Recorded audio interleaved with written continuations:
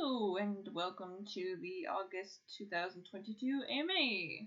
Let's just jump right into it with the first batch of questions from Hannah Page. The first question is, if you could snap your fingers and make a plushie appear out of thin air, who or what would you pick to make? They would make a life-sized whale lord just for the chaos. This one's easy for me to answer and predictable if you know me. There is a Kama plushie that exists out there from World God Only Knows, out in the wild. I would like to have that. Or the Elsie one from the same show. I think those would be cute. Otherwise, I don't do too many plushies. So, next question, also from Hannah, is you ever dye your hair something crazy or want to? And my answer is not really, no. I like my hair just as is. I think the only time I've ever dyed it was like streaks, and even then that was just once, and I was like, so. Next question is, summer is still at the apex, but you can bet fall's around the corner. What's your favorite fashion season?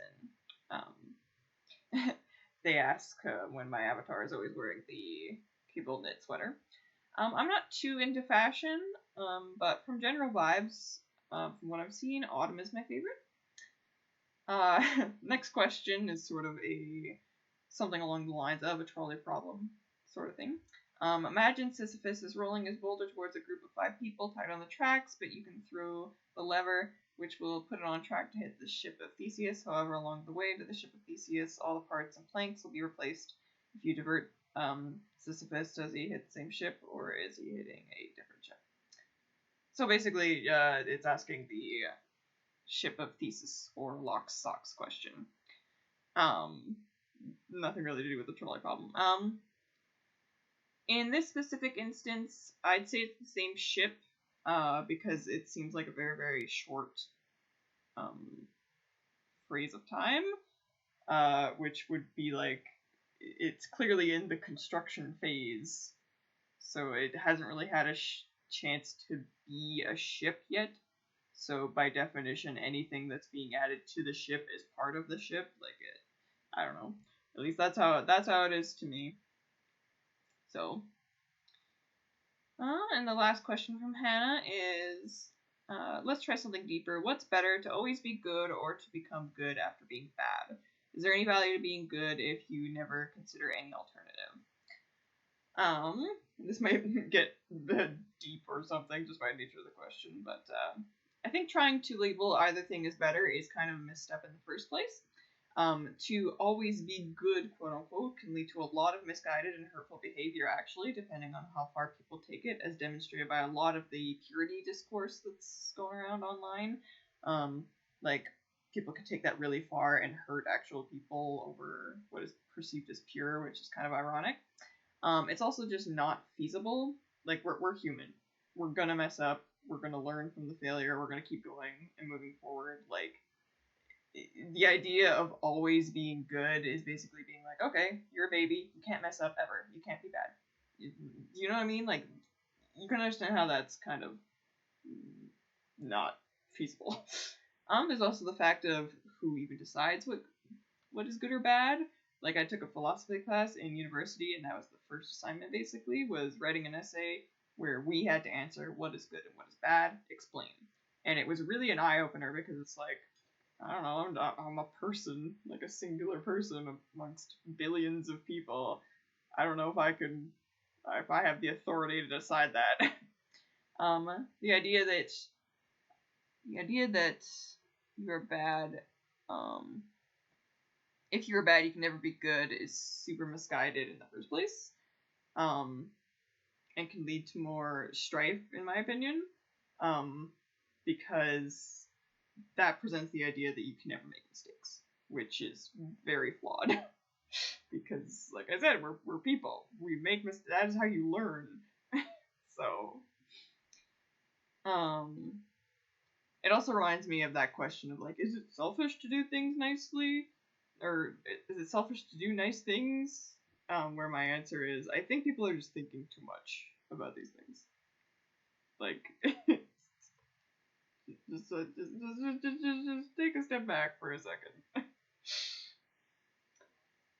In any case, everything's not black and white. There's different shades of gray. I am but one person. I don't have all the answers. Next set of questions is from Aquasun. First question is, do you ever have a Minecraft phase? Which my answer is nope. I just never quite gelled with the way it looked or played. Next question is, favorite famous painting, as in like in a museum famous. I would probably go with Starry Night. Not only do I like the vibe of the torrent of strokes and colors, one of my best friends loves it and even had it as a theme at her wedding, so it holds some personal significance too. Next question, have you always wanted to be an artist? Pretty much, yep. Or at the very least, I've always loved art. For employment aspirations, I've always wanted to go into games specifically, which kind of overlapped with art. Next question is, what are some Let's Players or streamers that you watch? So there's Chugga Conroy, Josh Jepson, Firelord Brooke, Nella, Stephen George, and Mal Makes, ProZD Plays Games, Proton John, Luca Jin. Honestly, probably many more, but that's already a pretty long list, so I'll leave it there. And the last question from Aquasun is, what is the most important thing to you in a work of fiction? My gut instinct is to say strong characters. I'll enjoy pretty much anything if the characters are enjoyable or relatable or well written. A degree of cohesion in the writer's goal is also nice. Like, if I can't grasp what's going on at all, I tend to fall off pretty fast. Like, there can be shows that are like just what's that word? Spectacle, not skeptical. That are fun, but I don't find myself returning to those very often. But yeah. The last batch of questions comes from Gaku. First question being, what is your favorite piece of merch that you own? I would either say my Epitheta Race plushies or my World God Only Knows Nendoroids, because I really like Nendoroids, but I don't have many of them. Next question, is there any merch you want but is too expensive or not available anymore? I already kind of went over that. The World God Only Knows plushies would be nice to have. Next question, where is the best place to put stickers? Now this is the hardest question. I feel like when I see people putting them on water bottles, that seems super fun, but I don't personally use a lot of water bottles, so... but also on laptops or sketchbooks is also pretty fun. And the last question is favorite movies you've seen in theaters. This one's a bit hard because I don't go to movies in theaters very often, especially with, more recent things. But my gut instinct right now is to say Incredibles 2, because I saw that with a group of friends in a really nice theater that had, like, lounge chairs and stuff, so that was a really fun time. And yeah, that is the last of the questions that I have here, so I'm going to go over to the end screen where you can see all of my patrons sliding past here. The characters that you see here are comic NPCs that I include in my comics every month, which is a reward that they get at different tiers, either a forefront character or in the background and such. Patrons can also vote in polls, such as what comic series I'm going to do next, or have access to a Discord channel, or the shoutouts that you see here, and like links in the descriptions, depending on the tier that they're at. You can find out more on my Patreon page, which will be linked in the description, as always. And similarly, patrons also are the ones that are asking these questions. I'm always thankful, as usual, for everybody that asks questions or even just watches these videos. It really means a lot to me, hence why I want to give my gratification here in these end credits and such.